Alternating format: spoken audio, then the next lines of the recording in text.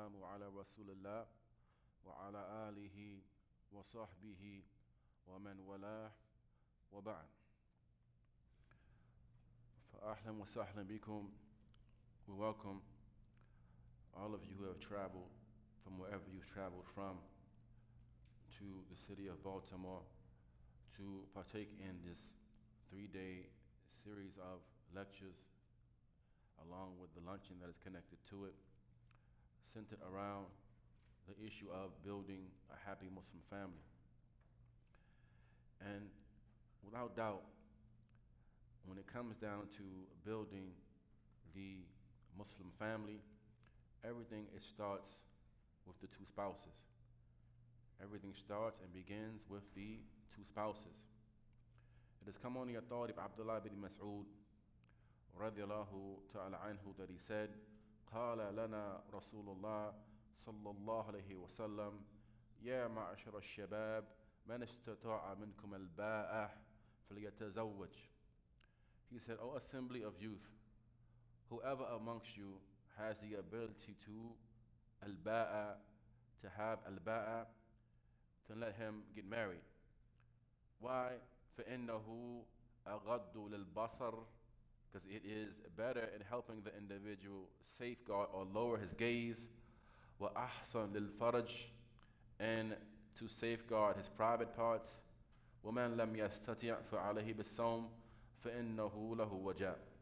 And whoever is not capable of establishing al-ba'a, then let him fast, for it will diminish and lessen his sexual urges. The great Imām Ibn Daqiq al-Eid, he said concerning this term al-ba'a, that what is intended by al-ba'a is al-nikah. What is intended by al-ba'a, mentioned in this narration, is al-nikah, is marriage. And it is extracted from and derived from a lafz or a term which indicates al-iqama wal-nuzul. It indicates stability, it indicates establishment of a home and residence. Wal-ba'a, and the term ba'a, at its origin, it means al-manzal. Al-ba'a is a home, is a house, a residence. Now, and so due to the fact that the husband, he resides with and he lives along with his wife, summiya nikah ba'a. Then marriage, for that reason, has been called ba'a, from a word that means home. Now, and so he said, and attaching to it the istita'a, or the capability of the human being, of the male, to get married, man istata'a minkum al-ba'a. Whoever amongst you has the ability of doing that. Meaning he has the ability to give the mahar, he has the ability to give the woman her dowry, and he likewise has the ability to spend upon her in a sufficient manner. Let him do so. Let him get married. In this is an evidence that no one is commanded with this affair except the one who is capable. Except the one who is capable and has the ability to establish these obligations, giving the woman her dowry, likewise taking care of her, financially spending upon her in a sufficient manner. And whoever does not have the capability of doing so, فَنِكَاحْ مَكْرُوهٌ فِي حَقِّهِ. Whoever does not have the capability of giving the woman her dowry, nor is he able to support and take care of a wife, then marriage in his case is disliked. Marriage in his case is disliked. أما الذي يستطيع الباءة وله الشهوة. As for the individual who has the capability of establishing a home, he has the capability of giving the woman her dowry, then Shaykh Muhammad ibn Salih al-Uthaymeen alayhi rahmatullah, he mentioned within Sharh Mumti', نعم وفعله مع الشهوة أفضل من نوافل العبادة.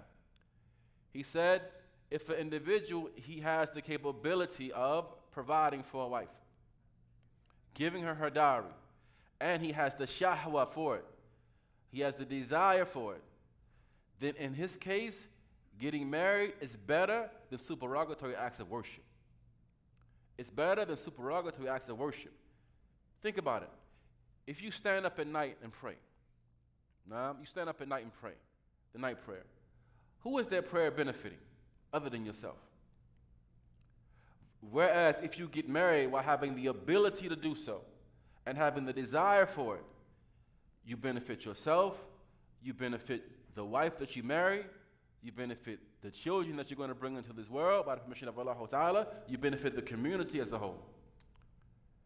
So it is better, Shaykh Uthaymeen said, in this case, than supererogatory acts of worship. He said, فَلَوْ قَالَ قَائِلٌ هل تفضلون أن أبقى أتعبد بالمسجد بالصلاة والتسبيح وقراءة القرآن أو أن أتزوج? If someone were to say, what is better for me, that I spend my time worshiping Allah Ta'ala in the masjid, praying, making tasbih, reciting the Quran, or getting married? قلنا له, then we say for him, ما دمت ذا شهوة وعندك ما تقوم به بواجبات النكاح.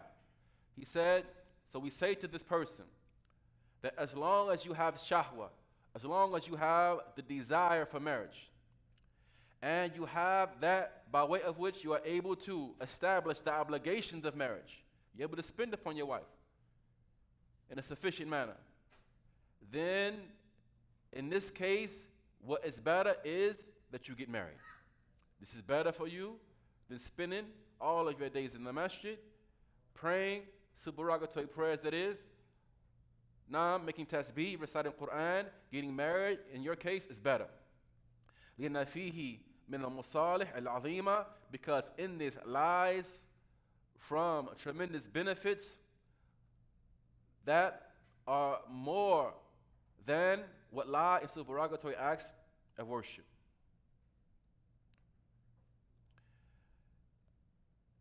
So we want to speak, inshallah ta'ala, regarding some of the mistakes that are made in relation to marriage. And these mistakes, they take place either before the marriage, or they take place within the marriage, or they take place at the end or after the marriage. So the speech is going to be in these 3 points. Mistakes that are made before the marriage, mistakes that are made within the marriage, and mistakes that are made at the end or after the marriage. And without doubt, this topic is far too comprehensive to give it its just due in one sitting. However, we're going to mention just some of the mistakes that are made, just some. And wallahi, that which we could mention, that which we wanted to mention, is far more than we are going to actually mention in this sitting. So we say, وَبِاللَّهِ التَّوْفِيقِ, some of the mistakes that take place before the marriage. The first mistake that takes place that we're going to make mention of before the marriage, عدم تقديم أمر الدين في الزواج, is not giving precedence to the affair of deen when it's time to get married. As one of our beloved teachers mentioned, that many men, they will ask 2 questions, and if the answer to these two questions are correct, are intact, they don't have to ask anything else. They want to know, how does she look, and how many kids does she have? If the answers to these 2 questions are intact, she looks good, she has 1 or maybe no kids, then they'll dive headlong into it, no matter what the sister's deen is like. And many women, likewise, they have 2 questions which they ask. If the answer to these 2 questions are intact, they'll dive headlong into it. They want to know, where does he work, and how many wives does he have? If the answer to these 2 questions are, they're lined up with what she wants, she'll dive headlong into it. And many of us, unfortunately, we don't give precedence to deen.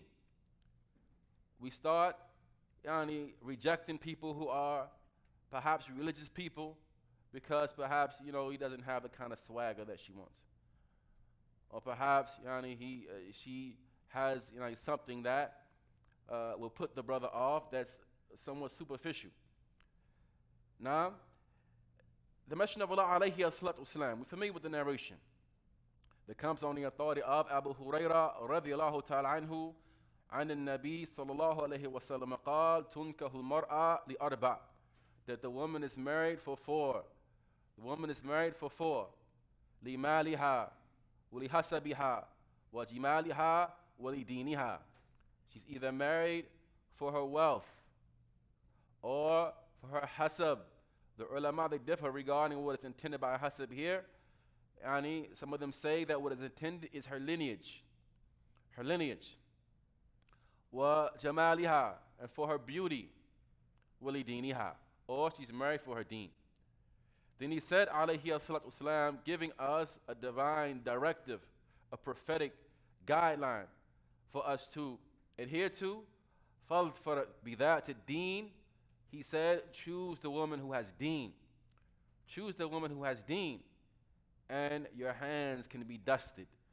Now, the ulama, they say that you can just put your hands down and not have to worry about anything else. If she has deen, if the woman is a religious woman, you're going to be okay. You're going to be okay by the permission of Allah Ta'ala. Some of the ulama, they say that the people in the pre-Islamic days of ignorance, they were upon these categories. That the Christians, they would give precedence to the affair of beauty. They would get married based upon beauty alone. The Arabs, the pre-Islamic Arabs, they would get married based upon lineage and preservation of tribal ties and the likes of this. The Yahud gave precedence to a woman's money. If she comes from money, then they would marry on that basis alone, regardless of anything else. But when Allah Ta'ala blessed the Muslims with deen, He guided us to Al-Islam, they began to give precedence to the affair of religion and marriage, and you found them being successful.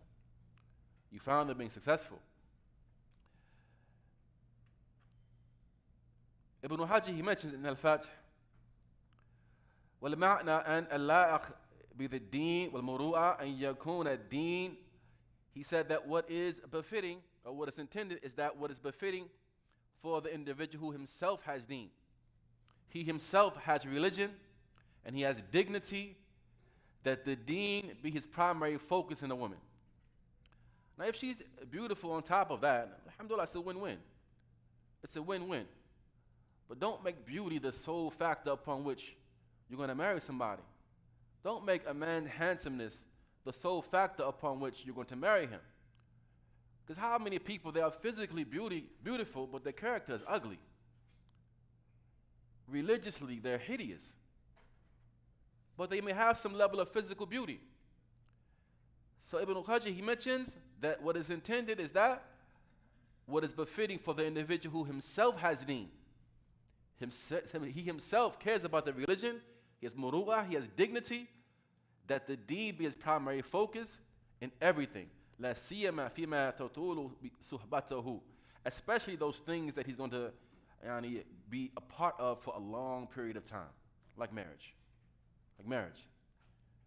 Because the command of the Messenger of Allah alayhi salatu wasalam indicates that this is that which we should give precedence to.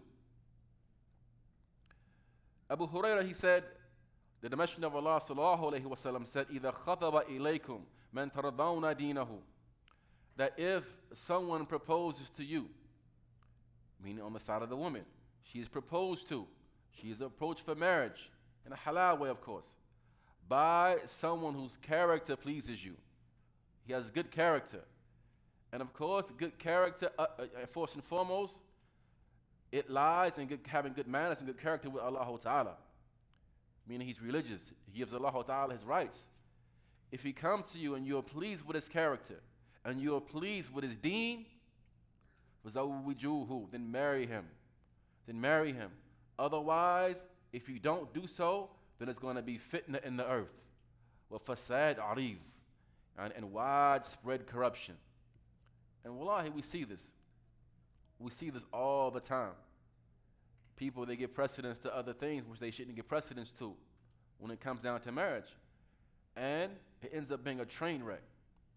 Ends up being a train wreck.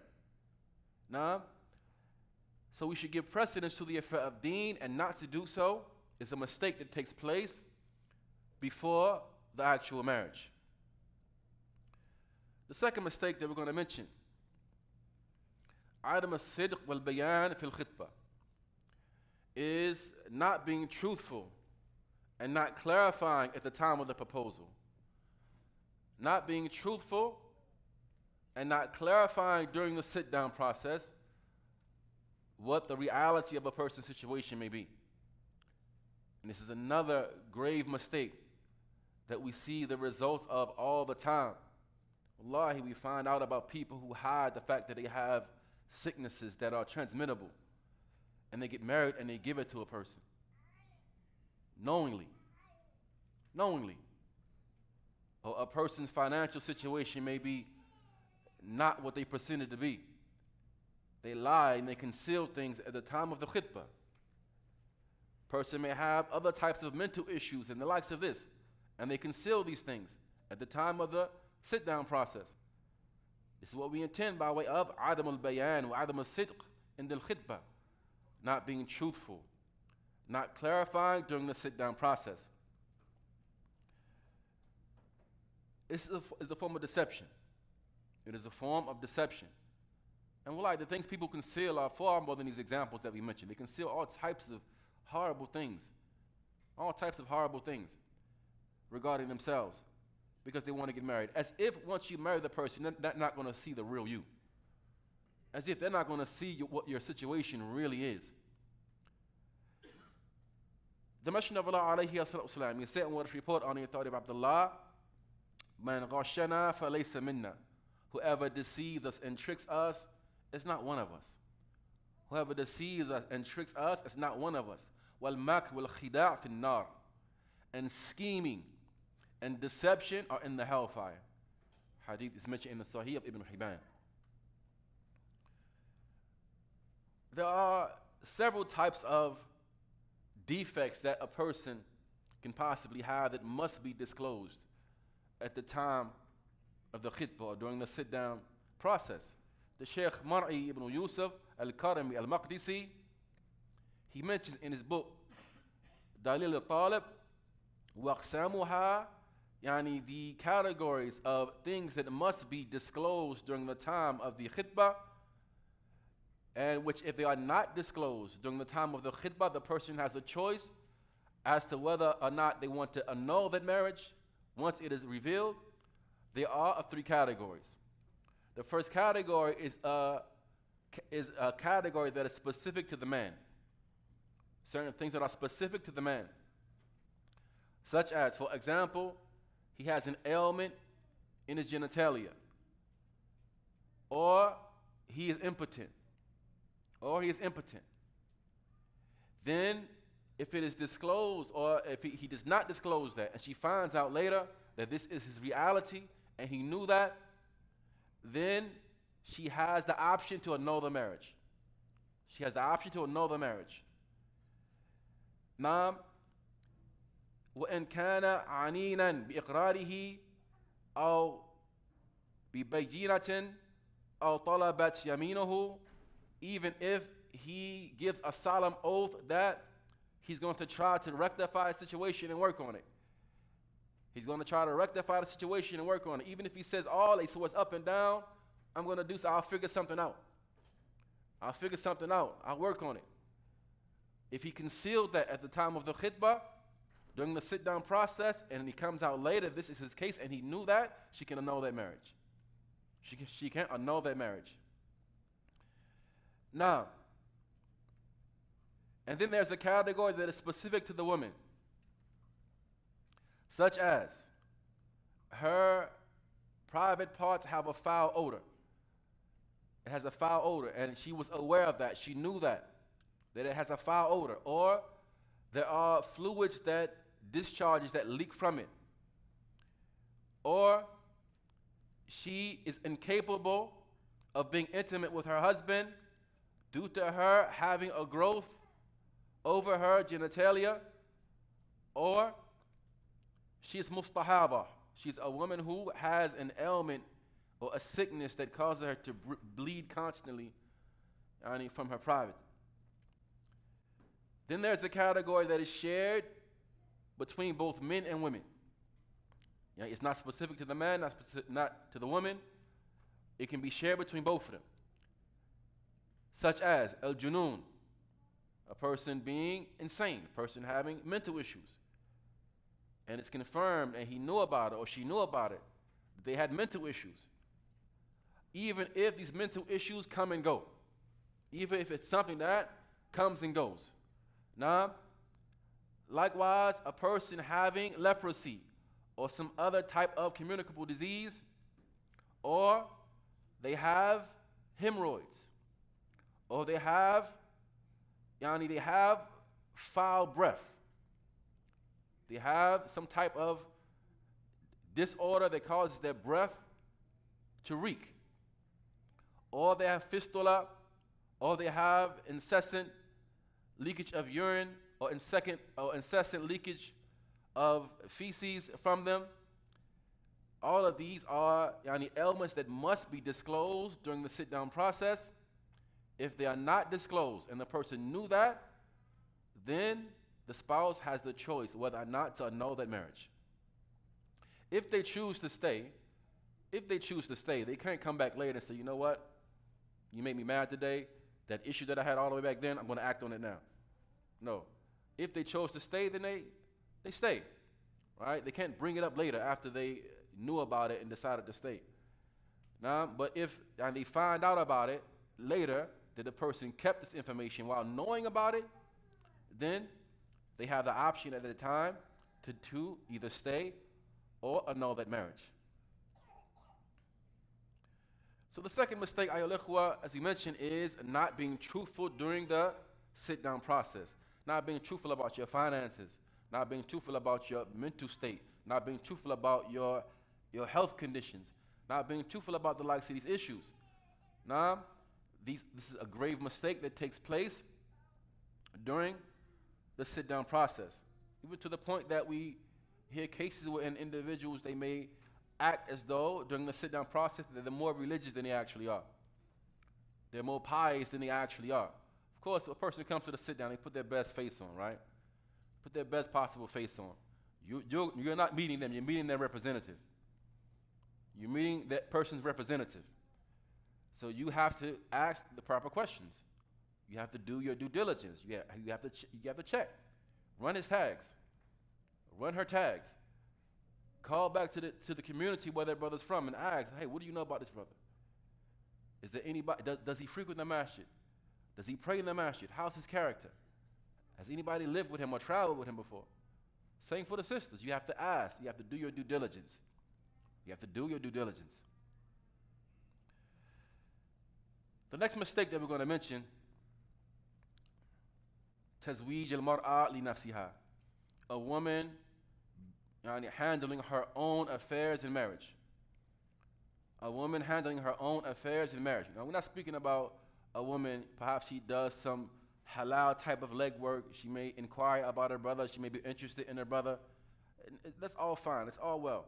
As long as she goes about it in the proper way, in an honorable and dignified way.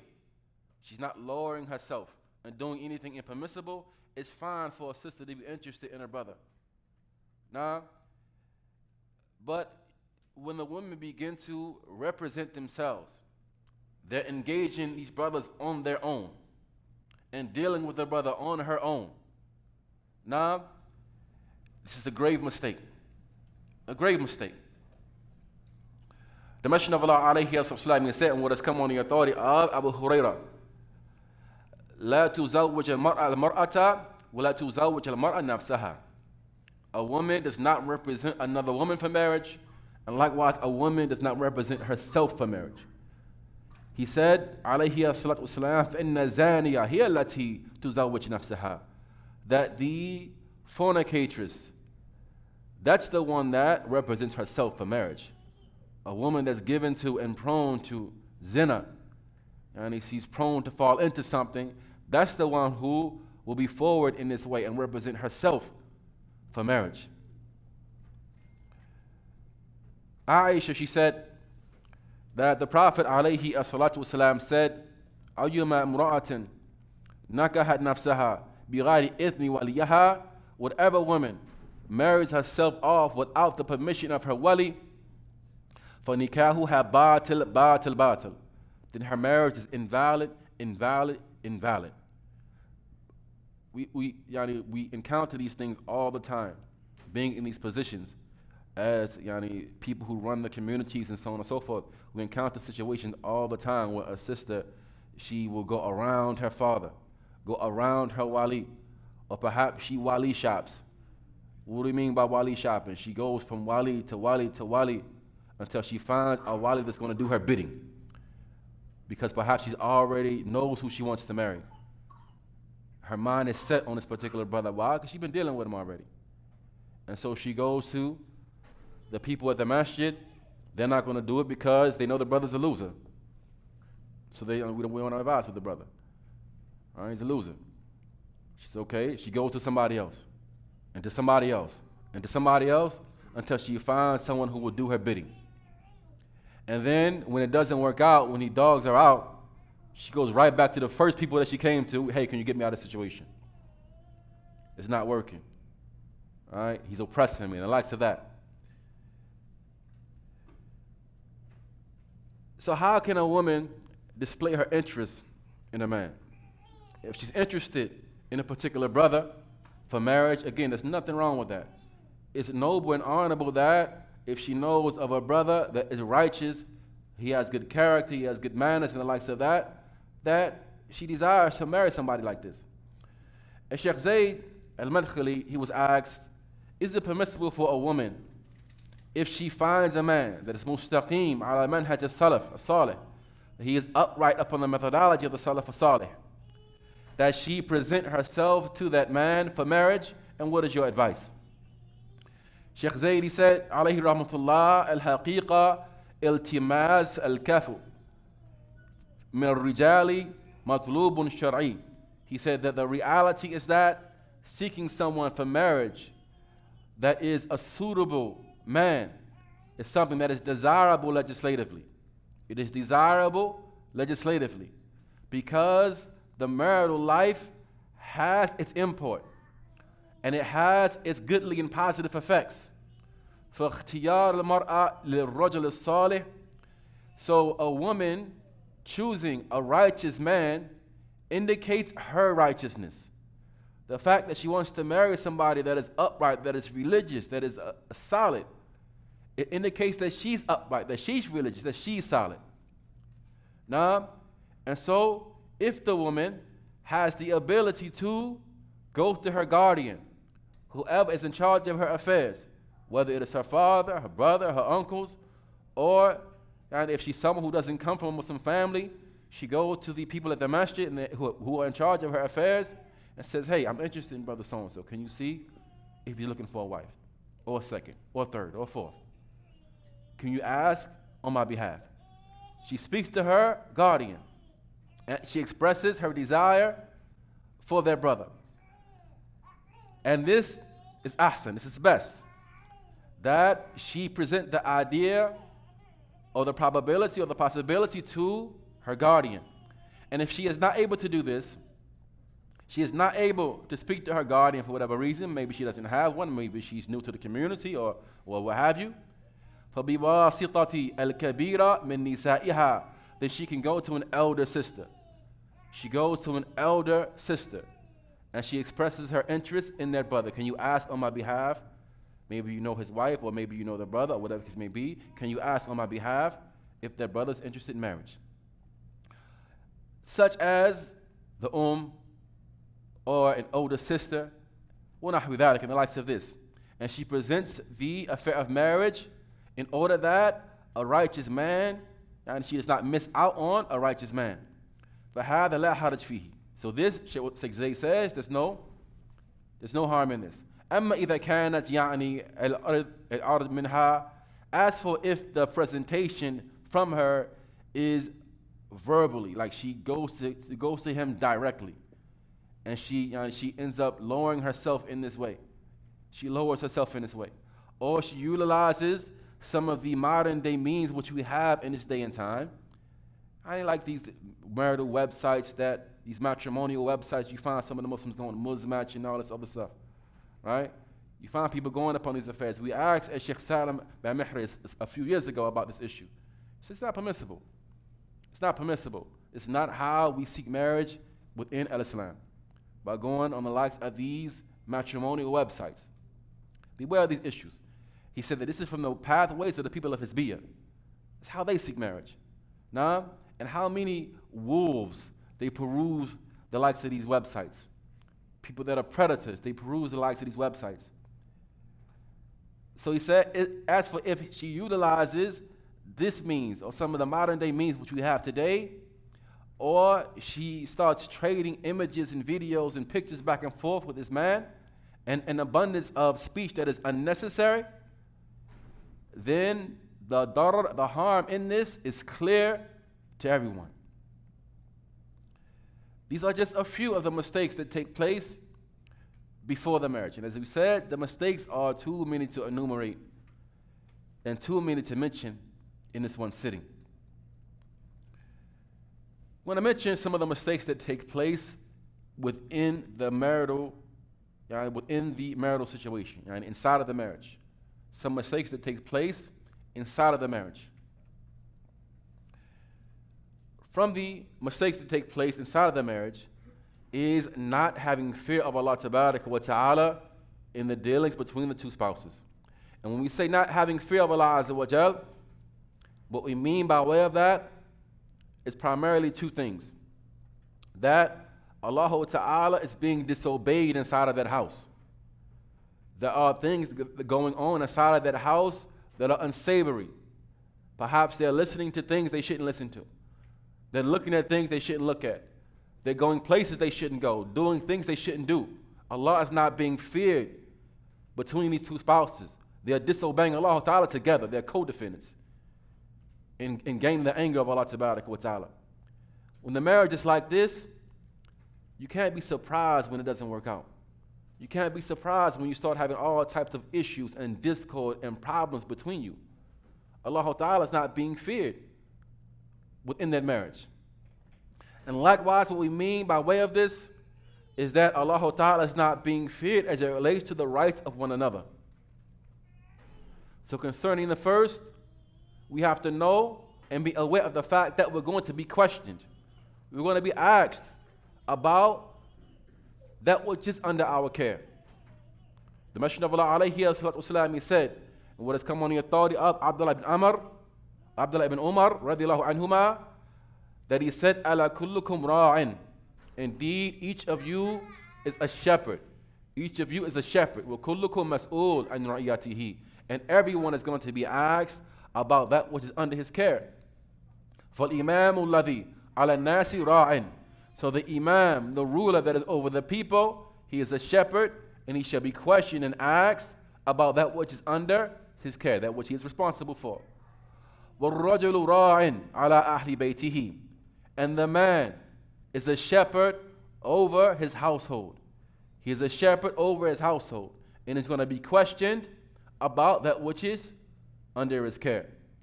وَالْمَرْأَةُ رَاعِيَةٌ. And the woman is a shepherdess. عَلَى أَهْلِ بَيْتِ زَوْجِهَا. Over the household of her husband. وَوَلَدِهِ. And his children. And she likewise is going to be asked about that which is under her care. So we have to be mindful of this, ayyuhal ikhwa, that we're going to be asked and questioned about what we do with that which is under our care.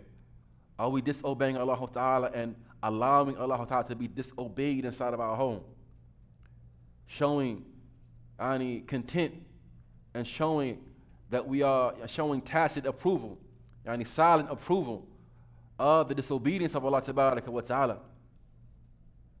And likewise, as it relates to the rights of one another, we have to fear Allah Ta'ala, and we have to know we're going to be asked about this.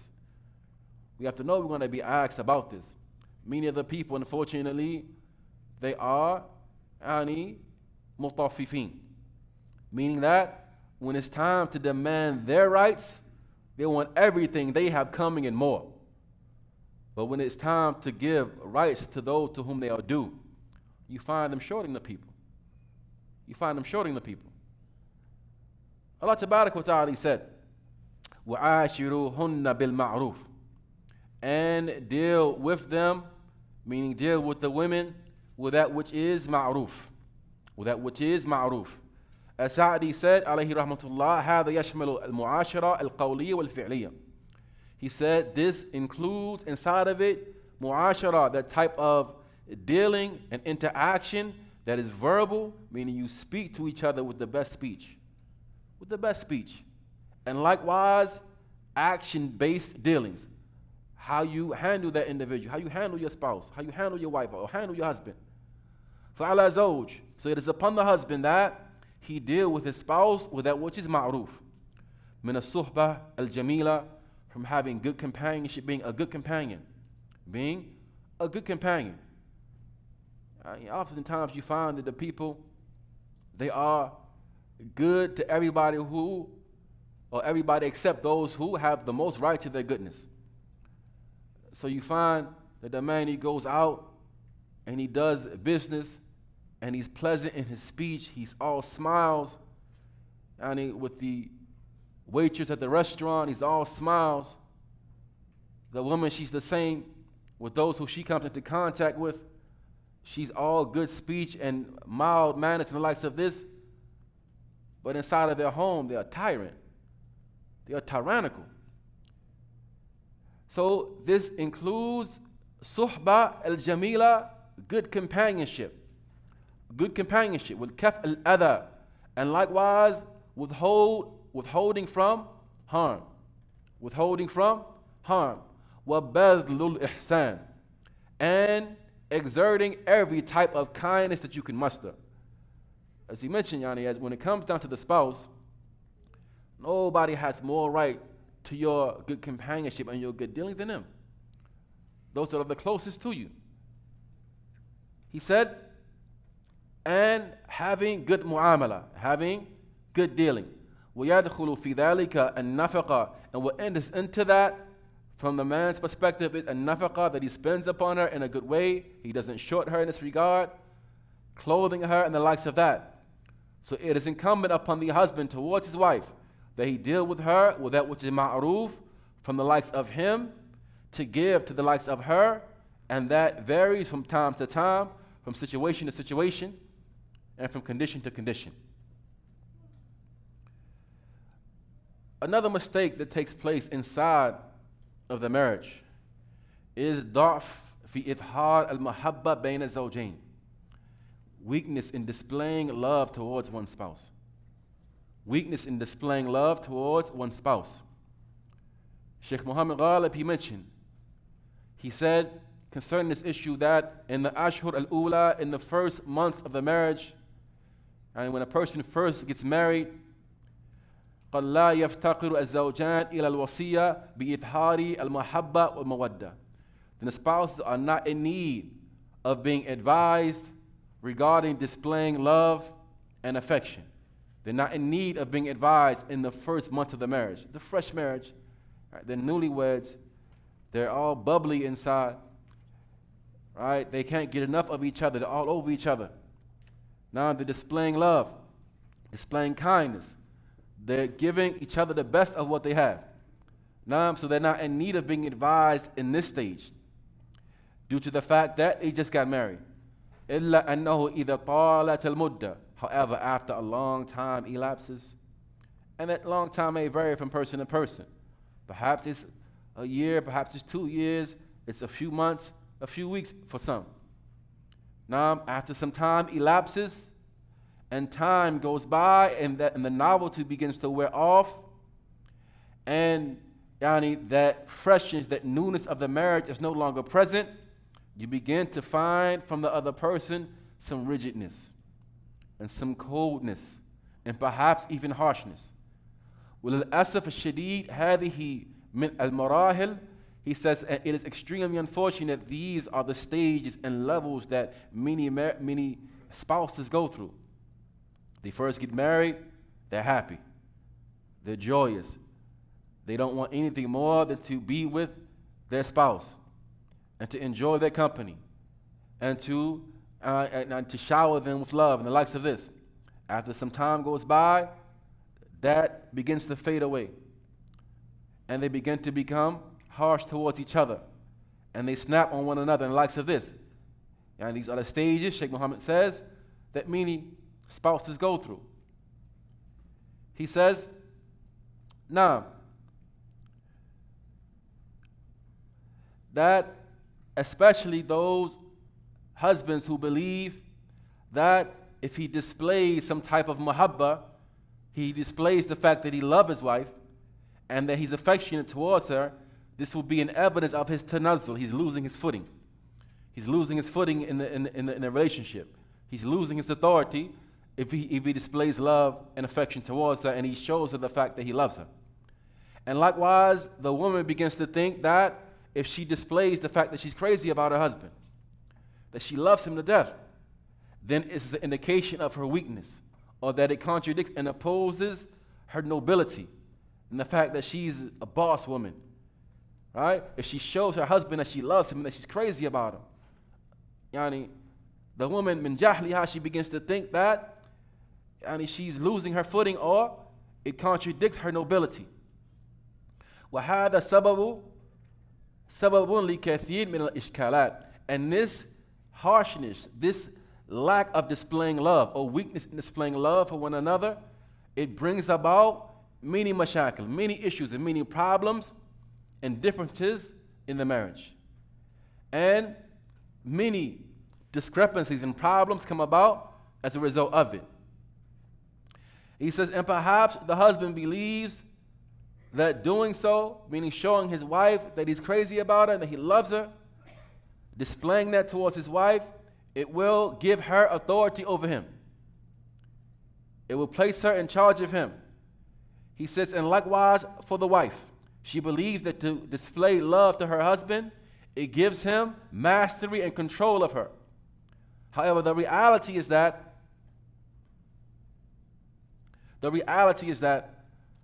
what these two people who deal with each other in this manner fail to understand and realize that this union that you're in is not a battle. It's not a battle. It's not some type of chess game such that if one person wins, that means the other person what? Loses. It's not a battle, right? It's a marriage. It's a family. It's a family that you're building and establishing. So if one person wins, the other person, what? They wins. If one person wins, the other person wins as well. Nah? So it's not a battlefield, the Sheikh says. He says that this is a family, لا بد من الحفاظ على تماسكها. It is a family which it is incumbent upon us that we keep it together and that we establish its pillars by way of outwardly displaying love and affection and togetherness. And the best example in this regard is our beloved Prophet alayhi as-salatu wasalam. He was affectionate, he was loving, he was kind towards his wife. And who was more thorough than him? Who was more of a man than him? Who was more virile and more manly than him alayhi as-salatu wasalam? Yet he displayed love and kindness to his wives. He showed them that he loved them. We have this example that comes on the authority of Anas ibn Malik, that he said, كانت صفية مع رسول الله صلى الله عليه وسلم في سفر. That Sophia, the wife of the Messenger of Allah alayhi wasallam, was traveling along with him. وكان ذلك يومها. And that was upon her day with him. That was upon her day with him. فأبطأت في المسير. So she was upon a camel that the camel that she was upon was moving slowly. It was moving slowly. So one of his other wives that was there upon the journey with them, her camel, it was kind of swift, so it was able to keep up. So the other wives whose night it wasn't, she was able to keep up and thus have a conversation with the Messenger of Allah alayhi wasallam. Whereas Safiya, whose day it actually was with him, her camel was moving slow, so she was not able to keep up. So she felt something naturally as a result of that. And she began to cry. She began to cry. And so when the Messenger of Allah alayhi noticed that she was crying, he came to her and he asked about the reason why she was crying. And she said, "Hammaltani ala ba'ir bati," that you put me up on this slow camel. You put me up on this slow camel. Look at the response of the Messenger of Allah alayhi. Many of us, we would say, "You lucky I even gave you something to ride. Just be happy that I even gave you something. You're up here complaining. You got a camel." All right? The Messenger of Allah alayhi, who was sent as a mercy to mankind, he's the best example. He began wiping her tears away and consoling her and comforting his wife. However, Safiya, she refused to accept buka, and she continued to cry. This is an example of the display of love and concern and compassion towards one's wife.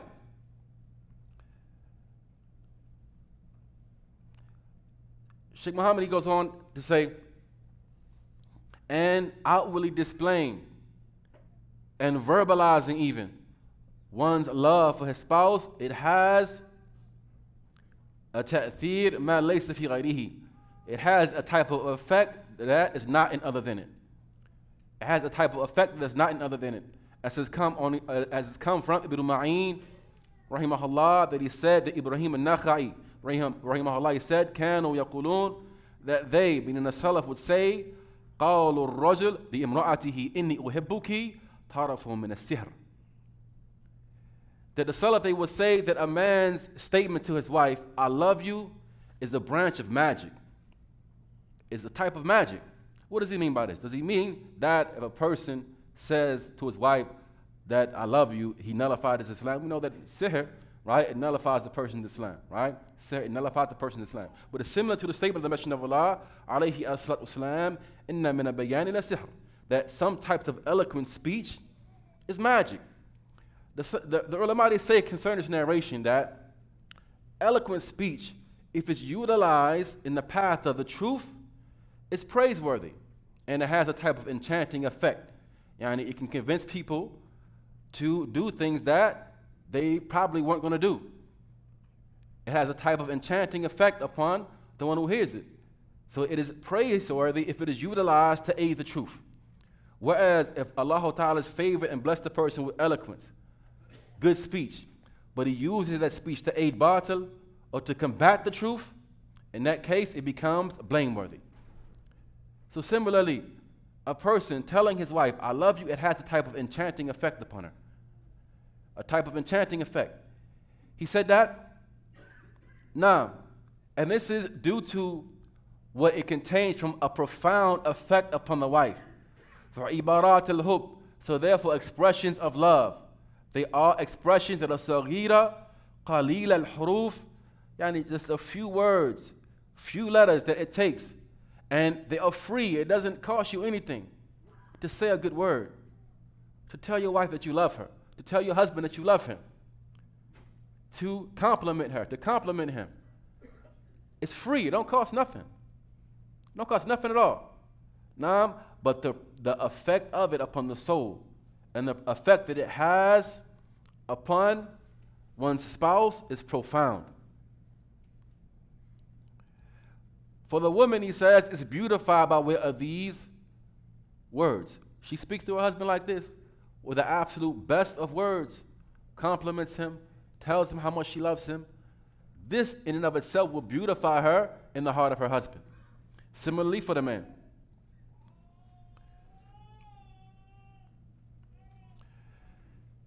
Likewise, from the mistakes that take place inside of the marriage. And we can say this is a mistake. Now, Adam at-tazayyun az-zawjayn ba'duhuma li ba'd.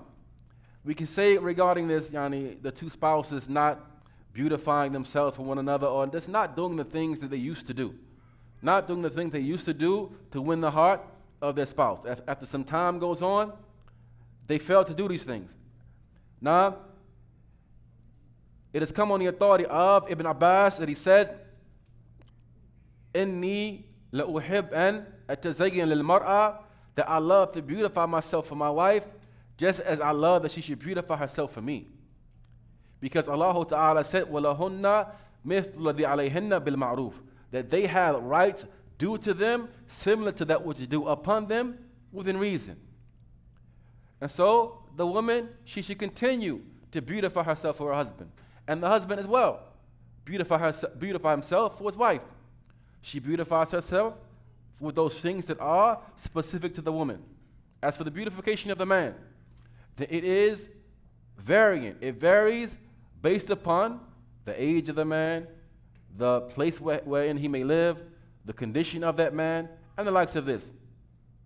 From that, if the man, he works to actualize physical fitness. He tries to stay in some type of shape for his wife. Now, he likewise, he takes care of his physical appearance as well as his clothing and the likes of this. So he puts upon himself nice clothing. And he purifies his mouth. He makes sure that his breath is fresh. And he removes what is between his teeth. He utilizes the siwak and other than it. And he removes that which is upon the body from filth, ensuring that he's hygienic and the likes of this. He removes excess hair. He observes the acts of fitrah. He beautifies himself with that which is permissible, not with that which is impermissible. He observes the acts of fitrah, clipping the nails and the likes of this. Likewise, dyeing his hair or dyeing his beard if he's an elder, with henna and the likes of that. Perhaps he wears a ring. All of this is from the permissible form of beautification for the man. And it helps the woman to keep her focus where it should be. She knows her husband, mashallah, he's well put together. He beautifies himself for me. What need does she have to look anywhere else? Now, likewise, from the errors and mistakes that take place inside of the marriage is not turning a blind eye or not overlooking some of the slips and mistakes of the other person. Not overlooking some of the slips and mistakes of one's spouse. As long as that slip or that mistake has nothing haram in it. If it's haram, that can't be overlooked. If it's something that is clear, that's obedience to Allah Tabaraka wa Ta'ala, it can't be overlooked. It must be addressed. You address it with what is appropriate, but it must be addressed. If it's something that is an occasional slip, an occasional lapse, perhaps in their manners or in something that you were expecting of them they didn't fulfill, then we overlook things like this. We overlook things like this. And if we see something in our spouse that is displeasing to us, we've been commanded to look at that which pleases us within them. Look at their good characteristics. This is what our religion calls us to. Abu Hurraira, he said, the Messenger of Allah, alayhi salatu wasalam, he said that a believing man should not dislike or hate a believing woman. If he sees from her one khuluq, one characteristic that he dislikes, then he's bound to see something in her that pleases him. Just think about how she takes care of your needs. Think about how she takes care of your children. Think about how she cooks your food, how she takes care of your clothing and the likes of this, how she takes care of your house. Now, how the norm and the also regarding her is that she's a good woman. You think about the likes of these issues when you may see something in her that displeases you. And similarly, the woman, she does the same for her husband. She does the same for her husband. If she sees something from him occasionally that may displease her, she looks at all other things that he does that pleases her. How he takes care of her needs, how he provides for her, how he protects her and safeguards her chastity and the likes of this. Likewise, from the mistakes that takes place inside of the marriage is not being grateful for one's spouse, not displaying gratitude for your spouse. It has come on the authority of Abdullah ibn Amr ibn al-As that he said, the Prophet alayhi salatu wasalam said, لا ينظر الله إلى امرأة لا تشكر لزوجها, that Allah Ta'ala will not look at the woman who is not grateful towards her husband, while she knows full well that she can't do without him. If that man was not in your life, you know full well things will be much harder for you than they actually are. They'll be much harder for you than they actually are. So when you did not display gratitude towards your husband, Allah Ta'ala will not look, meaning with a look of rahmah, at such a woman. Likewise, it has come on the authority of Abdullah ibn Abbas that he said, the Messenger of Allah alayhi wasallam, he said, Uritu an-nar, I was shown the hellfire. I was shown the hellfire, and I have not seen a sight more hideous than it. He says, and more frightful than it. And I saw that the majority of its inhabitants were women. They said, Bima ya Rasulullah. They said, why, O Messenger of Allah? He said, Bi kufrihin, by way of their kufr. They said, Yakfurna billah, do they disbelieve in Allah? He said, Yakfurna al-ashir, rather they are ungrateful for their husbands. They are ungrateful towards their husbands. He said, and they are ungrateful towards goodness that is done for them. If an individual were to be good to them for the entirety of the time that he is with her, and then she sees from him that which she dislikes, she will say, مَا رَأَيْتُ مِنْكَ خَيْرٌ قَطْ, I've never seen any good from you. And we need to ponder and reflect upon this narration. He said this in relation to who? Those women, and not all women are like this. Some women, they're very thorough, mashallah, tabarakallah. But some women, they're like this. There's some women that are like this. Nah? But he said this in criticism of those women who display these characteristics. It is blameworthy. How much more so if a man does it? How much more so if a man does it? If a man displays these types of characteristics towards his wife, she's good to him the whole time that she's with him. And as soon as he sees something from her that he dislikes, all that good goes out the window. He begins to talk like this, I've never seen anything good from you. My life been hard ever since you got here, and the likes of this. This is from the mistakes that take place inside of the marriage. Now, so as it relates to some of the mistakes that take place at the end of the marriage or after the marriage has been dissolved, then from those mistakes that take place at the end or towards the end of the marriage is that many husbands, they are quick to threaten their wives with divorce. They are always threatening their wife that he's going to leave her, that he's going to divorce her. He utilizes this as a tool of discipline. It's not what divorce is for. Divorce is not a tool of discipline. Divorce is a permissible outlet in an unbearable situation. It's not a tool of discipline, that if you don't do this, if you don't get yourself together, then I'm going to do this. But some of the husbands, they're like this, constantly threatening her with divorce so that she's walking upon eggshells out of fear that he will leave her, even if for a small issue.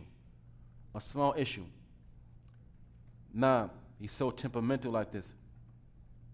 And likewise, from the side of the wife as well, constantly seeking the khula from her husband, constantly seeking from him that he release her and let her go, even for things that are small and minute. This is from the mistakes that take place towards the end of a marriage. It has come on the authority of Thawban that he said, the Messenger of Allah alayhi wasallam, he said, Ayyuma mura'atin sa'alat zawjaha talaqan, whatever woman seeks a divorce from her husband, min ghari bas, for something which is really not a deal breaker, it's really not something which you should seek a divorce for haram alayha ra'ihatul jannah, then the smell of paradise is prohibited for her. The smell of paradise is prohibited for her. And so this is something which is a mistake that takes place towards the end of a marriage. Likewise, rushing to divorce one's spouse, rushing to ask for a khula before seeking legislative means of remedy for whatever issues there are. So they rush to divorce before they seek counseling and consultation. And they rush to let go of their spouse. And they don't seek those legislative means of remedy before ending their marriage. Likewise, from the mistakes that take place after a woman has been divorced. After a woman has been divorced with the first or second divorce and she's in her iddah period, مبادرة إلى إخراج المرأة is rushing to kick her out of the marital home. Rushing to kick her out of the marital home while she is within her right to stay inside of that home. She's in her iddah. Or the woman rushes to leave the home. She rushes to exit the home while she's under her first or second divorce.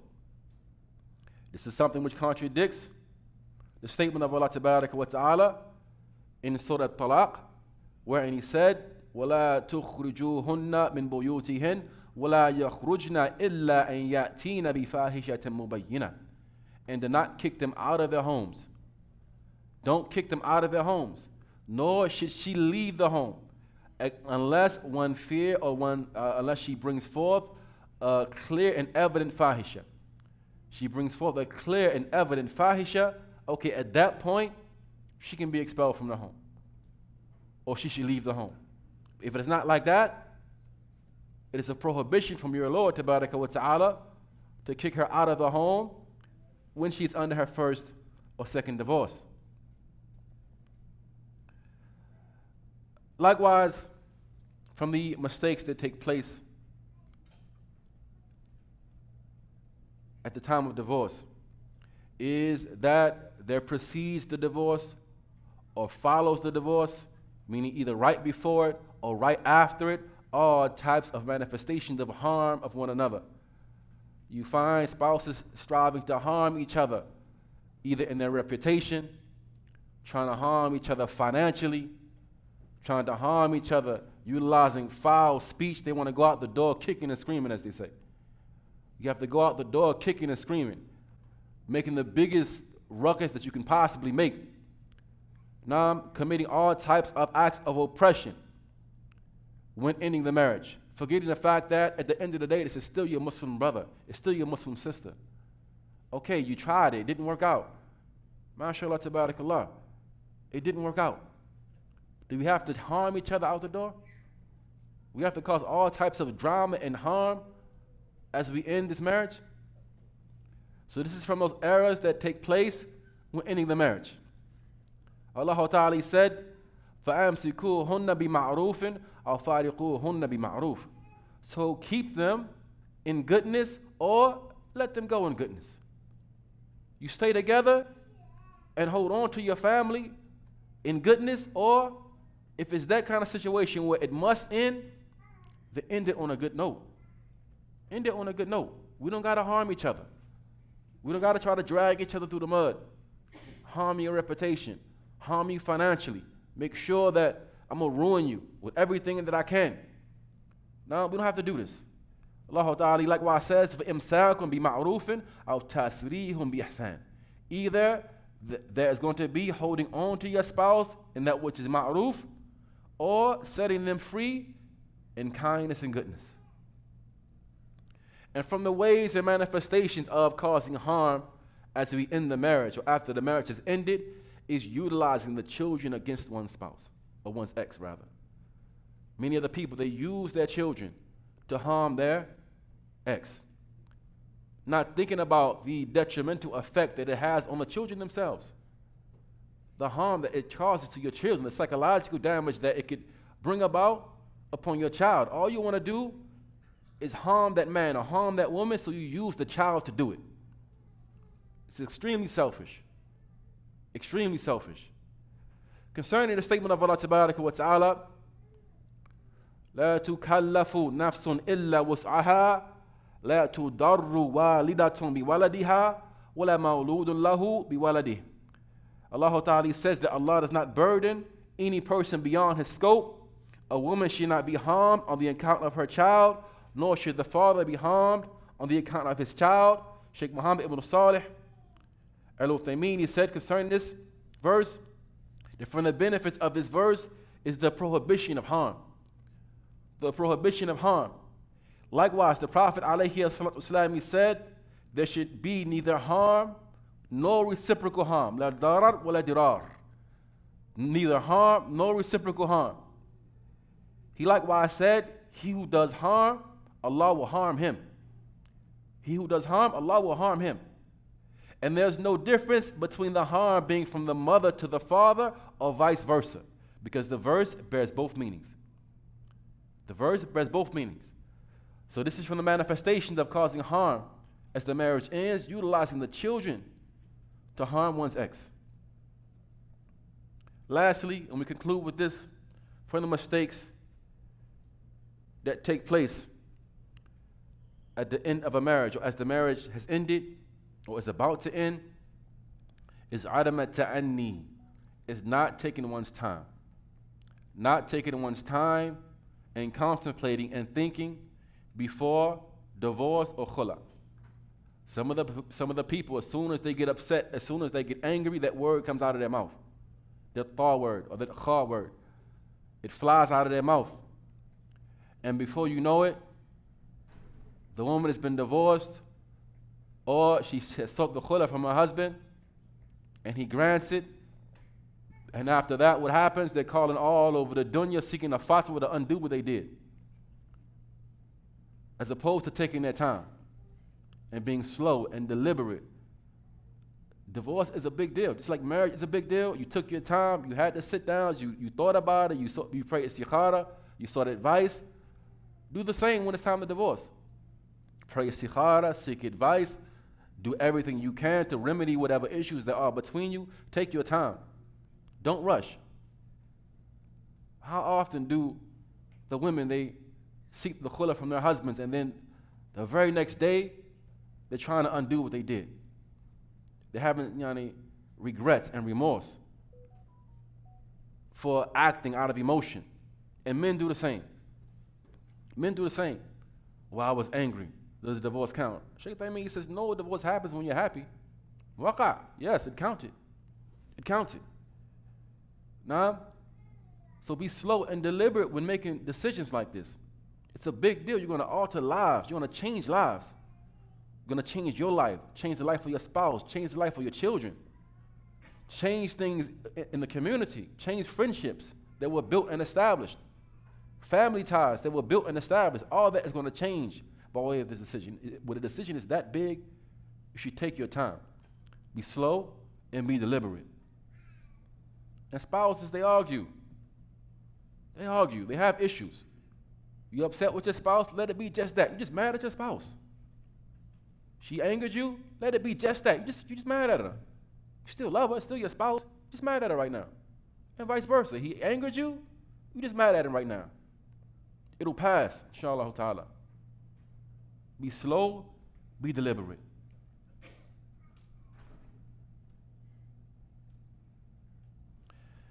It's come on the authority of Al-Miqdad that he said that the Messenger of Allah alayhi as-salam, he stood amongst the people.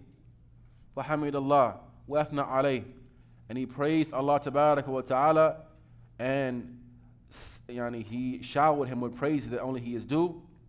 And then he said, إِنَّ اللَّهَ يُوصِيكُم بِالنِّسَاءِ خَيْرًا, that Allah advises you to treat the women kindly.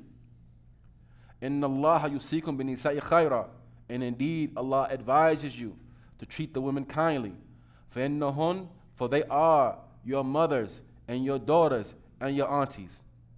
إِنَّ الرَّجَلَ مِنْ أَهْلِ الْكِتَابِ يَتَزَوَّجَ الْمَرْأَةِ, that there used to be that a man from the people of the book, he would marry a woman, and he says that her hand, it was not, her hand could not hold on to the spool of thread, meaning she was somewhat inexperienced. She didn't have a lot of experience. She didn't know how to take care of a household. She didn't have a lot of, she had not been around the block.